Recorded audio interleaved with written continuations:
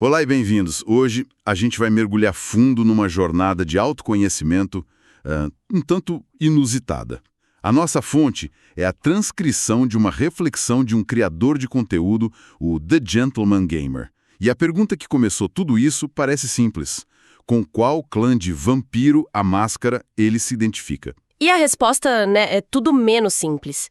O que a gente vai ver aqui não é sobre o jogo em si, mas sobre como narrativas e arquétipos podem ser usados para a gente se entender. Cada clã que ele cita é como se fosse um espelho de uma fase da vida dele. É uma viagem da persona pública para o eu interior. Certo? Vamos começar a desvendar isso. O ponto de partida é a persona dele no canal, que ele revela que, não foi planejada. Ele conta que, no começo, a ideia era só fazer vídeos, analisar os clãs do jogo, tentar tornar os menos populares, como os Ravonos. Os trapaceiros, ilusionistas. Isso, ele queria torná-los mais interessantes. Não tinha um personagem ali. E o que eu acho fascinante é como a comunidade transformou isso. A persona dele foi, em grande parte, uma cocriação com a audiência. Totalmente. Ele menciona que o ponto de virada foi quando ele começou a usar um broche de um clã específico, os Harbingers of Skulls. Os Arautos das Caveiras. Um grupo bem recluso, necromântico. Exato. A partir daí, o público começou a especular, a criar teorias. Eles que construíram a identidade do personagem para ele, né? Sim, e associaram ele diretamente a uma figura da história do jogo, um vampiro chamado Roger de Camden. A conexão ficou muito forte. Tão forte que, segundo ele, a arte oficial desse personagem em um dos livros foi inspirada na aparência dele. É uma fusão maluca. Mas ele faz questão de traçar uma linha bem clara aí, né? Ah, sim. E essa distinção é o primeiro passo de tudo. Ele diz, basicamente, essa era a persona do canal, não eu. Ele rejeita se identificar com os arautos. Ele acha o arquétipo do estudioso da morte, muito específico, muito limitador para definir uma pessoa de verdade. O que levanta uma questão interessante sobre identidade online, né? Até que ponto a persona de um criador pertence a ele e até que ponto pertence à comunidade que a interpreta. Ele basicamente desconstrói a imagem pública para poder falar do eu real. E é aí que a viagem para o passado começa. A primeira parada que ele menciona é com os Capadociães, um clã até meio obscuro. Sim, e a atração, veja bem, não era pela essência do clã. Como assim? Não era sobre a morte, que é o tema central deles. Era sobre a imagem do eterno e empoeirado estudioso. Entendi. A fantasia de ser o poder por trás do trono. Sabe, o conselheiro que acumula conhecimento antigo para influenciar o mundo sem precisar sujar as mãos. Isso se encaixava numa fase da vida dele. Perfeitamente. Uma fase em que ele era obcecado por colecionar informações, mitologia, trivialidades. Era uma projeção, então?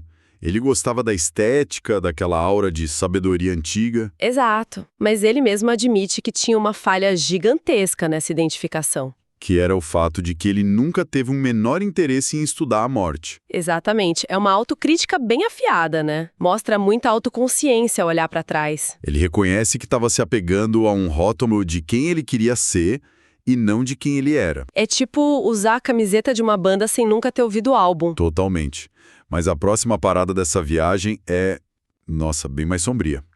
Ele admite abertamente que, no final da adolescência, início dos 20 anos, ele se identificava com os seguidores de Seth. Para quem não conhece o jogo, esse é basicamente o clã dos vilões, dos corruptores. Falar isso abertamente é uma escolha em tanto. Esse, pra mim, é o coração da análise dele. É um exercício de honestidade brutal. Ele se descreve nessa época como tóxico, emocionalmente imaturo. E um camaleão social que era muito bom em manipular os outros. A identificação com os setitas era um reconhecimento direto dos piores traços dele. Ele admite sem meias palavras. Que era um idiota e que provavelmente piorou a vida de muita gente ao seu redor. Nossa, e ele não fala isso com orgulho, né? É com uma clareza de quem realmente encarou o próprio passado. Exato. Ele menciona que na época até se orgulhava dessa habilidade de manipulação, algo que hoje ele vê como uma falha de caráter gigante. Mas não era só isso, né? Tinha um componente ideológico forte também. Tinha. Naquela época, ele tinha convicções antiteístas muito combativas. Ah, entendi a conexão. E no universo do jogo, os seguidores de Sete se veem como libertadores, quebrando as correntes de falsos deuses. O que espelhava o sentimento dele sobre religião organizada. Perfeitamente. Então, era uma mistura complexa. Uma parte era autocrítica, reconhecendo os defeitos, e a outra era uma afirmação ideológica, se vendo como um rebelde com uma causa. Que análise complexa. Fazer essa autoavaliação, usando a estrutura de um jogo, exige uma mente que consegue pensar de forma simbólica, estratégica. E que tem um envolvimento profundo com sistemas e narrativas. É uma habilidade em tanto. Sem dúvida. Isso destaca um perfil que a gente vê com frequência em quem se aprofunda em RPGs. Pessoas criativas, com forte envolvimento com leitura e um prazer em decifrar sistemas, né? Seja um sistema de regras ou uma trama complexa. É um perfil de quem gosta de resolver quebra-cabeças. Exato. Sabe, esse perfil, essa capacidade de focar, de mergulhar no sistema complexo, entender as regras e otimizar estratégias para dominá-lo. Isso me lembra muito outro tipo de desafio. É uma ótima analogia. A disciplina e o foco mental necessários para desvendar uma crônica de vampiro não são tão diferentes do que se precisa para, digamos... Se preparar para uma prova de alto nível? Exatamente. Residência médica, um concurso público. Em ambos os casos, você tem um vasto corpo de conhecimento, regras, padrões para identificar. É sobre ter as ferramentas certas para dominar um sistema complexo. E para quem está nesse desafio nos estudos... Seja para o vestibular, concurso público, concurso militar, a prova da OAB ou a residência médica... A preparação é tudo. Se você, estudante, quer se preparar de verdade, entra agora em medcob.com.br, baixe o app e aproveita o maior banco de questões do Brasil com provas anteriores de todas as instituições, questões comentadas, resumos práticos, aulas completas e flashcards prontos para revisar onde quiser. Certo, então, depois dessa jornada toda pelo passado, da persona pública até os dilemas da juventude, onde ele se encaixa hoje? Qual é o veredito? A conclusão dele é, talvez, a parte mais madura da reflexão. Ele diz que, atualmente, não se identifica com nenhum clã. Nenhum. Ele sente que evoluiu a um ponto em que é simplesmente muito difícil se encaixar num único arquétipo. Ele agora consegue ver as falhas e as virtudes em todos eles, mas nenhum consegue capturar a sua totalidade. É como se ele tivesse se formado da necessidade de usar um rótulo, né? Isso. Ele até faz questão de dizer que isso não o torna um caitiff, ou um sangue fraco, que nos jogos são vampiros sem clã. Para ele, não é uma falta de identidade, mas o oposto. Uma identidade complexa demais para caber numa caixa só. É um sinal de crescimento pessoal. Precisamente. Ele reconhece traços seus nos Brujá, os rebeldes, nos Toreador, os artistas, nos Capadocians, até nos Setitas.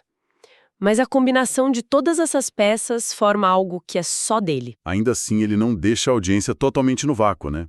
Ele oferece uma aproximação. Sim, ele explora algumas possibilidades, brinca que poderia ser do clã Tremer, os feiticeiros, mas descarta. E aí ele chega no historiador. Isso. Ele diz que o tema que mais se aproxima dele como estudioso e criativo seria o do historiador. Mas ele tem uma ressalva. Ele os acha muito fúteis, superficiais. Exato. Ele admira o amor pela arte, mas rejeita a vaidade. E essa crítica o leva a uma escolha final, mas de outra versão do jogo, Vampiro o Requiem. Ah, interessante. Ele se decide pelo clã da Eiva. Na visão dele, os da Eva capturam o lado artístico e intelectual sem a superficialidade que ele associa ao historiador. Um arquétipo mais equilibrado na visão dele. Mais maduro. E ele termina com uma piada dizendo que agora que está careca, ficou a cara de um personagem da Eiva do livro. Então, o que tudo isso significa no final? A gente partiu de uma pergunta de nicho sobre um jogo, E terminamos numa reflexão profunda sobre autoconsciência. sobre como os rótulos que usamos para nós mesmos precisam ser atualizados conforme a gente muda, né? A resposta nunca foi sobre o jogo. E o mais interessante é como ele termina. Ele devolve a pergunta para a audiência. Ele não pede apenas para as pessoas dizerem qual clã elas são. Ele pede para explicarem o porquê. Ele convida todo mundo a fazer o mesmo exercício. Quais forças, fraquezas e estereótipos daquele arquétipo elas reconhecem em si mesmas. É um convite explícito ao autoconhecimento. E isso nos deixa com uma provocação final.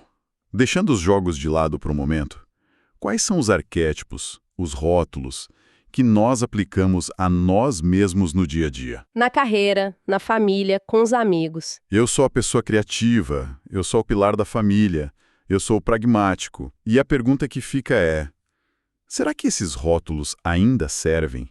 Ou será que, como o narrador da nossa fonte, nós já crescemos para além da necessidade de caber em uma